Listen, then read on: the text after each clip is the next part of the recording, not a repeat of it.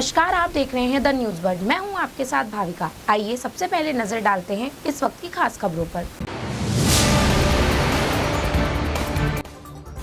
केंद्रीय मंत्री गजेंद्र सिंह शेखावत ने राजस्थान विधानसभा में विपक्ष के रवैये की निंदा करते हुए इसे शर्मनाक बताया।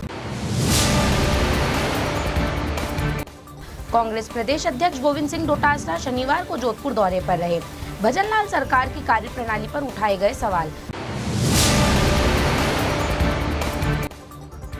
जोगाराम पटेल ने कहा, जोड़जड़ी नदी को निर्मल करने के लिए सरकार लगातार प्रयासरत है। और अब खबरें विस्तार से।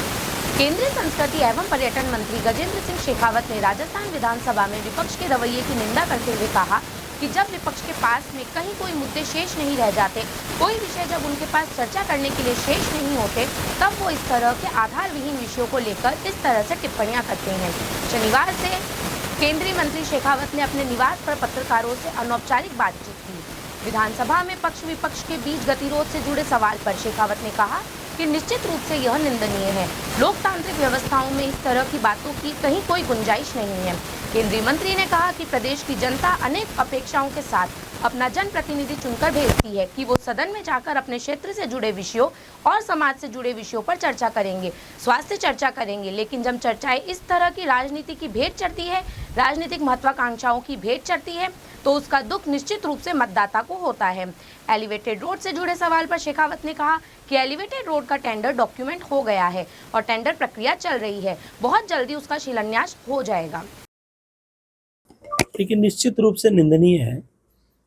लोकतांत्रिक व्यवस्थाओं में इस तरह के बात की कहीं कोई गुंजाइश नहीं है और मर्यादा का पालन मैं ये मानता हूं कि लोकतांत्रिक व्यवस्था में सभी को करने की जिम्मेदारी है। न वहाँ कोई पक्ष का विषय, न कोई अपक्ष का विषय, न कोई विपक्ष का विषय। सभी लोगों को अपनी लोकतांत्रिक मर्यादाओं का सम्मान करते हुए सब लोगों को उस पर कार्रवाई करना चाहिए। हालांकि राजस्थान के परिप्रेक्ष्य में या मैं लोकसभा के दृष्टिकोण से देखता हूँ, मुझे लगता है कि जब विपक्ष के पास में कहीं कोई मुद्दे शेष नहीं रह जाते और कोई विषय जब उनके पास में चर्चा करने के लिए शेष नहीं होते, तब वो इस तरह के आधारहीन विषयों को लेकर के इस तरह से टिप्पणियां करते हैं, काम में गतिरोध करते हैं, काम न होने देते हैं। प्रदेश की जनता अनेक अपेक्षाओं के साथ में अपना जनप्रतिनिधि चुन करके भेजती है कि वो सदन में जा करके अपने क्षेत्र से जुड़े हुए विषयों पर और ओवरऑल समाज से जुड़े हुए विषयों पर, प्रगति के विषयों पर वहाँ चर्चा करेंगे, स्वस्थ चर्चा करेंगे। लेकिन जब चर्चाएं इस तरह की राजनीति की भेंट चढ़ती है, राजनीतिक महत्वाकांक्षाओं की भेंट चढ़ती है, तो उसका दुख निश्चित रूप से मतदाता को होता है।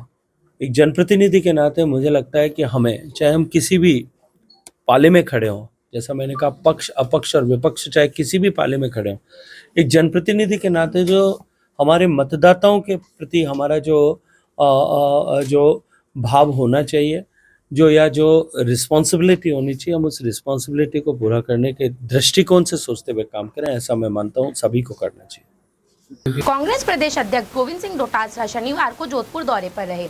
जोधपुर पहुंचने पर कांग्रेस नेताओं ने डोटासरा का भव्य स्वागत किया। अपने जोधपुर प्रवास के दौरान गोविंद सिंह डोटासरा ने सर्किट हाउस में पत्रकारों से अनौपचारिक वार्ता की। इस दौरान गोविंद सिंह डोटासरा ने प्रदेश की भजनलाल सरकार की कार्यप्रणाली पर सवाल खड़े करते हुए उन्हें आड़े हाथों लिया। डोटासरा ने बताया कि कांग्रेस सरकार में जो चिकित्सा की सुविधाएं थी, वह इस सरकार ने पूरी तरह से खत्म कर दी। अंग्रेजी माध्यम स्कूलों का बंद करने की तैयारी इस सरकार द्वारा की जा रही है, जबकि बजट के नाम पर बड़ी बड़ी घोषणाएं की जा रही है, लेकिन वास्तविकता में कुछ काम नहीं हो रहे हैं। डोटासरा ने प्रदेश की कानून व्यवस्था पर सवाल उठाते हुए कहा कि अवैध बजरी सबसे बड़ी समस्या है, लेकिन सरकार का उस पर कोई ध्यान नहीं है। इसके बाद गोविंद सिंह डोटासरा ने कांग्रेस शहर एवं देहात कमेटी की बैठक ली, जिसमें बड़ी संख्या में कांग्रेस नेता एवं कार्यकर्ता उपस्थित रहे। बाकी 100 से ऊपर आदमी नहीं थे। अगर हमारी कांग्रेस इतनी कमजोर हो गई तो फिर हम दोबारा सत्ता हासिल कैसे करेंगे, ये प्रश्नवाचक चिन्ह है। इसलिए मैं आपसे उम्मीद करना चाहता हूं कि आज इस बैठक को हम कार्यकर्ता सम्मान समारोह में मान लूंगा।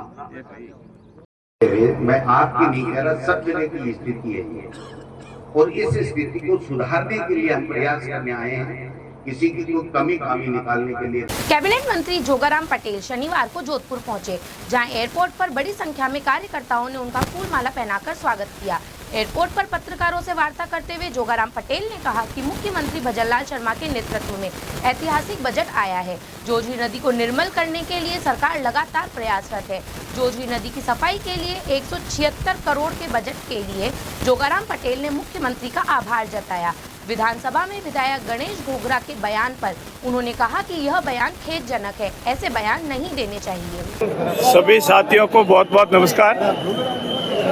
यशस्वी मुख्यमंत्री आदरणीय भजनलाल जी के आशीर्वाद से उनके नेतृत्व में ऐतिहासिक परिवर्तित बजट आया है और जोजरी नदी को निर्मल करने के लिए रात दिन लगे हुए हैं और 1 अरब 76 करोड़ का जो बजट दिया उसके लिए उनका भी बहुत बहुत आभार और भी बहुत सौगातें मिलती उसके लिए भी बहुत बहुत धन्यवाद। खेदजनक है, ऐसे बयान नहीं देने चाहिए, हमारी गरिमा के खिलाफ है। आयुर्वेद विश्वविद्यालय जोधपुर का 8वां दीक्षांत समारोह 21 मार्च 2025 को आयोजित किया जाएगा। मीडिया प्रभारी डॉक्टर दिनेश चंद्र शर्मा ने बताया कि डॉक्टर सर्वपल्ली राधाकृष्णन राजस्थान आयुर्वेद विश्वविद्यालय जोधपुर के 8वें दीक्षांत समारोह में आयुर्वेद, होम्योपैथी, यूनानी, योग, नेचुरोपैथी एवं BSc नर्सिंग आयुर्वेद के 1425 स्नातकोत्तर एवं स्नातक छात्रों को उपाधि प्रदान की जाएगी। परीक्षा द्वारा विभिन्न पाठ्यक्रमों में प्रथम स्थान प्राप्त करने वाले छात्रों को गोल्ड मेडल प्रदान किए जाएंगे। साथ ही विश्वविद्यालय द्वारा PhD आयुर्वेद के BSc आयुर्वेद नर्सिंग के विद्यार्थियों को उपाधि प्रदान की जाएगी। सारथी यूथ फाउंडेशन द्वारा शनिवार को संजीवनी दिव्यांगजन पुनर्वास केंद्र में बच्चों को भोजन प्रसादी कराकर सेवा दिवस मनाया गया। इस दौरान बच्चों को पेस्ट्री खिलाई गई। गहलोत ने आमजन से अपील की है कि अभी शादियों का सीजन चल रहा है और सभी को वचन लेना चाहिए कि हम भोजन झूठा नहीं छोड़ेंगे। फाउंडेशन जिला अध्यक्ष पूजा सुराना ने बताया कि रविवार सेवा दिवस उद्देश्य से हर रविवार को गौ सेवा, संतों की सेवा, पक्षी सेवा, वानर सेवा, वृद्ध जनों की सेवा की जाती है। सुराना ने बताया कि संजीवनी दिव्यांगजन पुनर्वास केंद्र में बच्चों को शिक्षा, चिकित्सा के साथ बच्चों के अच्छे से रहना, खाना, पीना कैसे करते हैं यह सब भी सिखाया जाता है।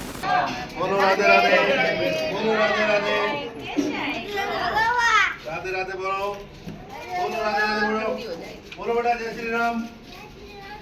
प्रयागराज महाकुंभ में आस्था की डुबकी लगा। शनिवार को जोधपुर पहुंचने पर सेनाचार्य अचलानंद गिरी महाराज का श्रद्धालुओं ने जोश और उत्साह के साथ स्वागत किया। महाराज का स्वागत करने और उनका आशीर्वाद लेने के लिए बड़ी संख्या में श्रद्धालु उमड़ पड़े। अचलानंद गिरी महाराज ने बताया कि महाकुंभ सनातन की सबसे बड़ी जीत है। प्रयागराज में महाकुंभ में करोड़ों लोगों ने आस्था की डुबकी लगाई, जो यह दर्शाता है कि देश में कितने सनातन प्रेमी हैं। उन्होंने कुंभ में बेहतर व्यवस्थाओं के लिए यूपी सरकार का भी आभार जताया।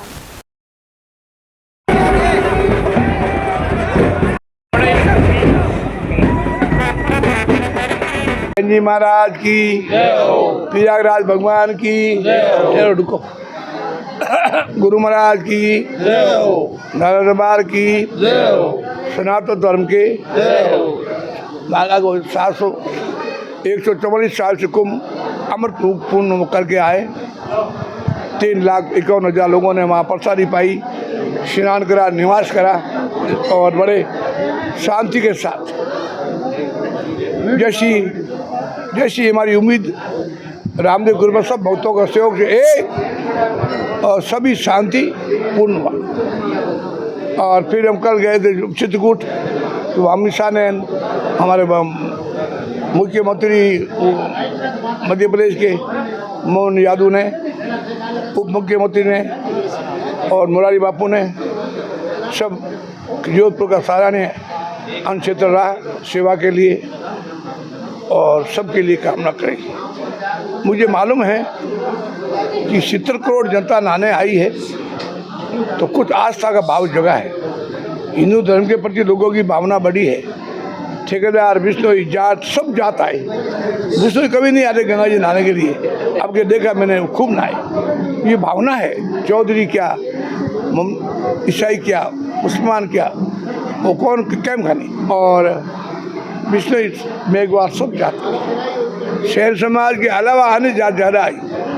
हमारा कैंप बहुत सुंदर कैंप था भगवान का, सब भक्तों ने बनाया और सहयोग से बहुत सुंदर इसकी बखान क्या करूं, और मुझे विश्वास है कि 1,000 लोगों ने गुटखा, बीड़ी, सिगरेट छोड़ के आए हैं। हमने वहाँ बीड़ी, सिगरेट, गुटखा की होली जलाई। हाँ कहीं नाराज हुए तो भले ही हो, पर हमने छोड़ा है जवानों को। इतना आदमियों ने छोड़ा है, कुछ तो 5-10 चोर निकलेंगे, खा लेंगे, बाकी सुधर जाएंगे। भाई यार कुछ गुद्दो देने बाड़े देने के लगे पहले कुछ भी नहीं, भाई लोगों ने छोड़ा, बहुत अच्छी बात। जोधपुर के हाउसिंग बोर्ड पहला पुलिया स्थित श्री अग्रसेन संस्थान में शनिवार को जिला कलेक्टर गौरव अग्रवाल की अध्यक्षता एवं श्री 108 शांतेश्वर जी महाराज व संतों के सानिध्य में 17 नए कमरों एवं जल मंदिर का लोकार्पण किया गया।